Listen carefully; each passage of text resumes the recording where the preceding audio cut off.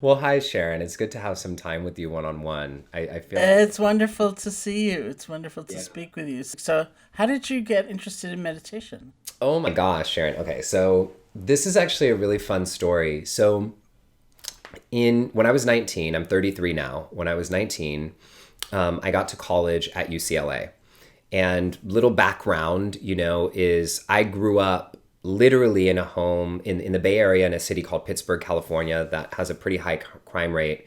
And the home that I grew up in literally has gunshot holes on the outside of the house. Like gunshot holes on the outside of the house, alcoholism. My stepdad used to like beat the crap out of my mom. A lot of things that, a lot of young people are facing today. And obviously we all have our own traumas that we deal with and conditioning, and we all learn to adapt to those things. And my adaptation was one that I think a lot of people have that looks good but has a big shadow, which is becoming the chronic overachiever. Thinking if I do enough, accomplish enough, succeed enough, just keep staying busy and keep doing, then it's kind of my avoidance strategy of having to deal with what's happening, and also my way of like getting love and validation. And so I accomplished everything, Sharon. Like literally, if it was on the list, it got done. I graduated the top of my class in high school, class president, drumline captain, full ride scholarship to go to UCLA. I get to LA and I have this moment where I come out of the closet. I have extra money for the first time. I'm living in this ritzy neighborhood. And I was 19 and I sat down on my dorm room floor and I said, how is it that I've done everything and I'm still miserable? Like I just was so confused because it was kind of like for my whole life I had this future in front of me that I was aiming towards and thought when I get to that place I'm going to be happy. And then Mm. I got there with in every way possible and was still felt like I was in that same home with gunshot holes outside my house. And that's when I learned, I think my first experience of, the quote that our brother John Kabat-Zinn always says in the title of the book is like, wherever you go, there you are. But for me, I didn't know how to hold that at the time. Like I was just, and it just spun me out into a depression, got depressed for the first time, went to therapy, which was so taboo for me back then. Like didn't know any black people in therapy, didn't tell my family. And I go to therapy and the therapist says, you should try meditation. And I literally look at him. So this is like, there was no iPhone, there was no meditation apps, none of the stuff. And I literally look at him, Sharon, and I go, meta what? That's what I said to him. I was That's like, great. I was like, isn't that like I think is that worshiping the devil? That's what I said to him. Because I grew up in church, which it was interesting because I was having like a problem with religion at the time because I'd come out of the closet and my church kind of pushed me away, and he said, "No, this is a practice that helps you find your happiness inside of yourself. And it looks like you've spent your whole life trying to find it outside of yourself, and I want to guide you to finding it within." And to me at that moment, it sounded nice, but I had never even heard this concept before. I was like, where? Like, within what? And that set me on this really windy but beautiful pathway of starting to practice. And at first I hated it. I thought it was so stupid. I think most people do. I like could not possibly. And then I met a teacher named Lauren Roche, who a lot of people might know. He wrote the Radiant Sutras and Meditation Made Easy. He kind of found me, or the universe put him in my world. And one day he just said, I want you to try this practice every day for 2 weeks. And if you feel like it works for you, I'll teach you everything I know. And I'm like looking at this, 60 something year old white dude as I'm like a 22-year-old queer black kid. And I'm looking at him like, why? Like, why would you do that? And he said these words I'll never forget. He said, in my 40 years of teaching, I've never seen someone who looks like you or who's gone through what you've gone through, who's been interested in this practice. And one day, I think there are going to be people who need to hear your voice who don't need to hear mine. Hmm. And so then here we are. It's been that was 10 years ago, and now I'm on the journey of sharing my voice a little bit more these days. That's fantastic. That moment that you described where you realized you were miserable and you kind of did something about it. I just want to stop for a moment and celebrate that moment because first of all, that's hard to admit, right? And It's very rare, I think, that even people let that in and then decide to look for a path or take a path that's been offered. As in your case, with your therapist, it's more like I got to keep doing the things I've been doing, but maybe a little harder. Or, there's such I'm also struck by that idea of overachieving. Because sometimes those patterns are so helpful as we adapt them. In the beginning, they're survival mechanisms. At some point, partly because those mechanisms are singular, it's like we don't know another way. Yeah. It's just so habitual, and partly because they may not be the right choice anymore in a world where we may be empowered to make a different choice if we could only see it. What an amazing world where we can feel empowered to see what options there may be as a response mechanism to the stress of our existence, or to adversity, or to delight, to wonderful, beautiful things. And that is so much what I wanted to talk to you about, because, so much of what I learned in my own practice was about learning how to be with pain, my own emotional pain, in a different way. Yeah. And, we live in such an interesting time with so much grief and loss and anxiety, and to not add shame and humiliation and kind of a ferocity to that is very important. But another thing I learned in my practice, which is not so often talked about, by practice I mean meditation practice, is to take in the good. That's not a mistake. It's not being cowardly. It's not being conflict avoidant.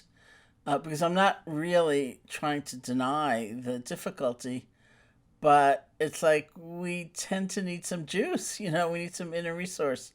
We need some kind of flexibility and openness in our being. We need some space. And we get that by taking in the good and looking at what we have to be grateful for. And so I especially wanted to talk to you about that. This is so, I think it's so important. Like, there's one thing that's coming to mind. So what people will know about me, for people who are meeting for the first time here, is like, I'm half very kind of woo-woo, like I have my crystals and all things, and I'm half a total science nerd, like neuroscience nerd. And so like in my book and all my work, I kind of weave these things together. And one of the things that I was actually really surprised to learn when I was writing my book was that if you, like, all the studies show that if you limit or cap or push down or push out your quote unquote negative emotions, the harder to feel emotions, we also limit our capacity to feel positive emotions, and vice versa, right? If you're pushing down the joy. And so I think of the wheel of emotions and like the feelings wheel. And one of the things that I love about practice is, one of the quotes that I always say is like, meditation is not about relaxing, it's about becoming more alive. Becoming more alive. And I love your quote, oh my gosh, Sharon, that I saw the other day. I screenshotted it, that I saw on your social media, of, we don't practice meditation to get better at meditating, we practice meditating to get better at life. I thought like that was so well said. I actually quoted you like was it yesterday at a college that I was speaking to. I put it up on the screen. That was so perfect. Great. And Thank so, you. yes, it was amazing. And, when you hear something like that, it's just so true. And you're just like, that feels like a truth inside of me. And the reason why, that is so important to me, especially, it's not about relaxing, it's about becoming more alive, is that so many people kind of, I think, mistake or put a limit on like God or the universe or spirit or whatever it is being a particular thing. So it's like, okay, this side of the wheel of emotions, like joy and power and peace, this is good. And then like all this stuff, this is bad. Like, let's not feel this stuff. And for me, what I've recognized is, as I really feel what it means to become more alive, I recognize that means it means that I have the capacity and the resilience to hold the full spectrum as much as possible. And in me waking up that full spectrum of even digging deeper into my shadow, I've experienced so much more joy and light. And it's not what you even think is going to happen, because some people think in their trauma, in their shadow, and for people who I'm saying shadow and they're confused about that, I think of like shadow as anything in your life that you have not placed the light of awareness onto. So sometimes it's your trauma or repressed things or things from your past or even your present. And people think that in their shadow, it's only pain. But sometimes, and most times, the greatest joy and jewels of your life are inside that shadow as well. You know, like the gems are inside of that shadow. And so when people say, I don't want to go into my trauma work, I don't want to go into this, you go into that to liberate the joy that's being held back behind those gates. And so anyway, when people say like what you're saying of, how do I experience more joy? It's you don't just try to experience joy. You go into the truth of what's there in your life, and then you find all the emotions inside of it. It's great. And I think that we don't necessarily look at what our relationship is to joy and sorrow, or, pleasure and pain. And there's so much to be seen and understood as long as we feel kind toward ourselves. We don't unearth some pattern and spend the next year and a half judging ourselves for it and putting ourselves down. It's just understanding that we all have conditioning. They're very strong habits. We've been through a lot often. And that if we can look at how we relate to our anger, to our sorrow, to our joy, then we can learn a lot, and we have so many options. It's like that's the place where creativity is born, because we're not bound to just that old response. So, for example, as much time as I've put in to looking at, how I am conditioned to relate to pain, to loss, and so on, I've also looked at how I am conditioned to relate to the wonder, the beauty, the joy of life. And I've seen that, first of all, it feels wrong so many times. There's so much pain, if not my own, then around me in this world. It's like, how dare I, just go there, that it feels just so wrong. Or sometimes, we can be so distracted we don't even take it in. Or sometimes we can have these kind of incredible standards of perfection, and nothing could ever live up. Like, I often tell the story about a friend of mine taking me in Washington, D.C. to this area called the Basin, where there are many, many cherry trees planted, and they all bloom at once. And that's called cherry blossom season. It's like this big tourist attraction. And so we went there, and I was standing there looking at these cherry trees in bloom, and I thought, wow, it's so beautiful, and like all these delicate pink blossoms, and there's so many of them, and it's gorgeous. And then my friend said, oh no, it's past the peak. And I thought, oh no, I'm not having a good experience. This isn't meeting the standard. So sometimes we do that, and sometimes it's just embarrassing. Really, we feel squeamish. Like, how can I let myself enjoy this seemingly small thing, but can I really let it fill me with delight? I don't think so. And yet then we end up feeling bereft all the time. One thing that I want to like pull the thread on a little bit of one of the things that you said that feels really important is like, in a time when we're seeing so much suffering, in a time when we're seeing so much pain, like, how dare we experience joy? How dare we celebrate? How dare we feel joy? And I think back to this story of actually when I met Shelley Tegelski in person. We were in Southside Chicago teaching together at an organization called Purpose Over Pain. And they're all women. There were 56 women, each of them who had lost a child to gun violence. And the stories are horrific. Like, one woman's daughter was sitting on the front porch, who was a student with great grades, and was like the girl who was going to get out, and like a stray bullet hit her in the head. Like, it's just unbelievable, And I remember we go through and we teach these practices, and they're crying and they're feeling the sorrow. And at the end of the night, the DJ came, and they're dancing and singing and hugging, and we're doing the electric slide, and they're like pulling me over to dance, and I'm having to like protect myself because I had all these drunk women around me. And like, there was like, and I remember in that day thinking, here are these women who have literally been on their knees earlier in the day and have experienced one of the things that I think most parents will say is the worst thing that you can experience as a parent, or as a human, really, sometimes. Mm-hmm. And here they are experiencing so much joy together at the same time. And that inspired me so much, because I think in these times when we're seeing everything that we're seeing in the world, which I don't even have to name it because we all know what it is, I even have had the experience of saying, like, I don't know if I should. I'm actually having a really good day, like a really good week, and I don't know if I'm allowed to let people know that because I don't want to be insensitive. I don't want to be this. And I remember one of my mentors telling me, like, you have permission. Give yourself permission to experience joy. Give yourself permission. Yeah, and I think, as you said, it's an intricate process because even as we open to pain and look for what we may be adding to it, a sense of isolation, I am the only one, or a sense of humiliation. I should have been able to stop this. Why is this here?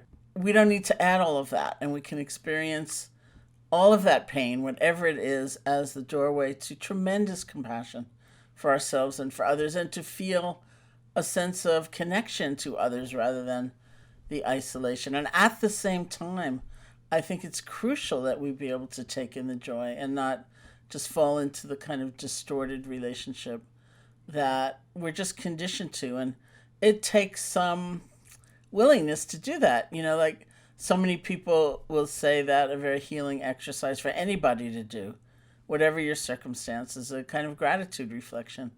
Think of 3 things at the end of the day that you can write down, say, that you're grateful for from the day. And I always say that one of them can be that you're breathing, it doesn't have to be like so magnificent or something like that. And I also say, as is true, that doesn't come automatically to me. That takes some intentionality. I'm so much more likely, due to my family conditioning, my cultural conditioning, and whatever, to come to the end of the day and think about what I can complain about. Yeah. I didn't show up in the way I really felt I should, and I really am disappointed in myself. And, back in the days when I was always traveling, there's always an airline and there's like a phone service, and that's just where my mind will go. And it doesn't take force or coercion, but it definitely takes some intentionality to say, what else happened today? Besides the airline losing my luggage. And, a lot of people think like a gratitude reflection is stupid and that it kind of leaves you happy about crumbs, in an oppressive, unfair system. But it's really not like that. Studies show, well, you probably know better than I, studies show that gratitude reflection actually gives us a kind of fortitude. It's like filling up the well and giving us a sense of inner resource. And we so want others to have circumstances where they can feel grateful. I think what's really powerful about it is all the studies do show that most people think that you have to be happy to be grateful. But all the studies show that people who are grateful actually is what leads to them being happy, not the other way around. And I love that it's kind of an expandable, one size fits all practice. I read something somewhere, I can't remember who said it, that they were like, it might have been Michael Singer or something. It was like, to the point where somebody gets in a car crash, like you're grateful they weren't hurt. If they were hurt, you're grateful they're alive. If they're not alive, you're grateful that you got to know them. And it's also not like saying you deny the pain, but it's like you can also be present for what you can be grateful about what is. And so when I go to my gratitude practice, one of the keys that changed it for me, literally I just had this aha a few days ago when I was talking to somebody who I do shadow work with, is I said, I feel like I'm doing my gratitude practices and I'm not feeling it. I'm just doing it. And he said, well, how are you bringing your attention to it? Like, are you just going through the motions of, okay, I'm grateful for this, and I'm grateful for this, and I'm grateful for this. Okay, let's get on with the day, Or can you slow it down and actually take a moment to feel the gratitude of it? Like to really close your eyes, imagine it, think of it, feel it. It's only going to add another minute and a half to your practice in the morning, but will change the whole experience. And I want to just give people that is you don't just do it as this rote practice that becomes like a chore. You can do it in a way that really helps you feel it, and that's where the benefits come.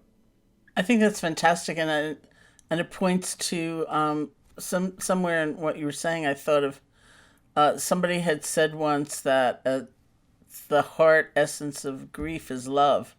It's love that doesn't have the ordinary place to land, like the person's not here or the circumstance. Sometimes it's a set of ideals, that have just shattered. And it's not unhealthy. It's actually, and it's not a cop-out. It's not cowardice Yeah. to authentically and honestly experience the grief and sometimes remind ourselves of the love that's in there, because we can move our attention. We can have, as we grow and mature in something like mindfulness, we can have a kind of flexibility to realize that it's not putting one aspect down.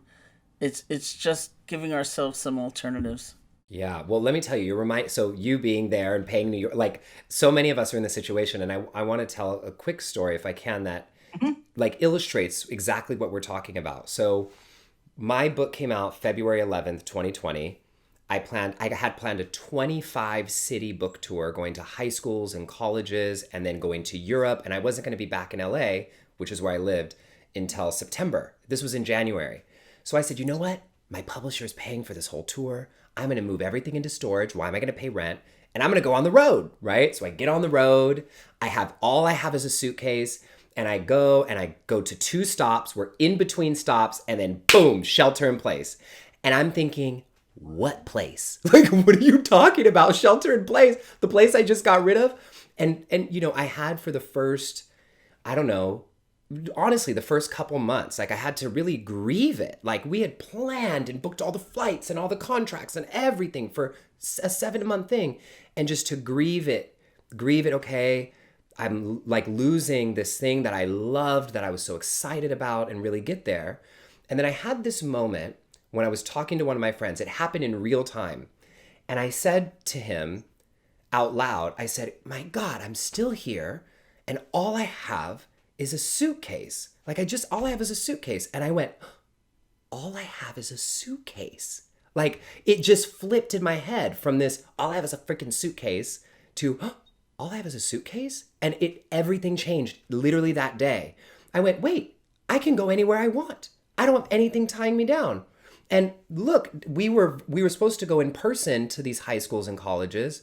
And now the students need us more. I was doing this because of the love of the students. They need us more. And guess what? Now it's going to cost less to reach more kids because there's no travel. And everything flipped. And so this year, in the last year, we've actually reached already 8 times as many students. 48,000 students we've reached during the pandemic doing the Stay Woke Give Back tour. And I've got to spend time. I spent 6 weeks in Big Sur, 2 months in Mexico, a month up in the redwood trees. Now, I know I'm super privileged to be able to experience all these things. But I'm telling you, had I stuck in that perspective that I was in before, I would still be wishing that my life was back to something that it was, instead of being present with what is, Yeah. So it was a perfect example in my own life of how this works. It's fantastic. I think that is in a way one of our superpowers that we hardly are trained to. It's just to use our attention differently, and it feels like it's copping out, and it's not. It's getting a bigger picture of life than somehow being stuck in just one kind of rut. One of the things that I always say is, I just said this to a group of high school students this morning, actually in Texas, is fear and faith, I consider them to be the exact same thing. And most people look at me and they say, huh? And I'm talking faith, not like just religious faith. I'm talking the definition of faith as in a complete belief or a complete confidence in something or someone. And so when people look at me, I say they're the same thing, flip sides of the coin. People say, how? I say, well, both fear and faith, if you look at the tenets of them, they both require you to believe in something that you can't see and that hasn't happened yet. That's it. It's literally the same thing. Both fear and faith, something you can't see and that hasn't happened yet. And so we get to choose. And I think one of the beautiful things about our mindfulness practice is, for me, it's interesting. Like, I feel like worrying and meditation, they feel like the same thing, kind of. It's like with worrying, you come back to some centering negative thought over and over and over and over. You can be doing anything. You just keep coming back to some negative focal point. And with meditation and mindfulness, you're choosing what the focal point is to come back to. And so in this way, my meditation practice is almost always this moment for me to say, okay, am I choosing fear or am I choosing faith? Am I choosing to let the media decide what my mantra is today? Or am I choosing what it is today? And that for me feels like a really important, way that we take our power back by practicing mindfulness and meditation. Well, it's so fantastic to see you. And really, it's inspiring and exciting and lovely all at the same time. So thank you so much for doing this. We'll meet again soon, I'm sure. Much love, Sharon. You're so amazing. So grateful to be Thank here with you. you.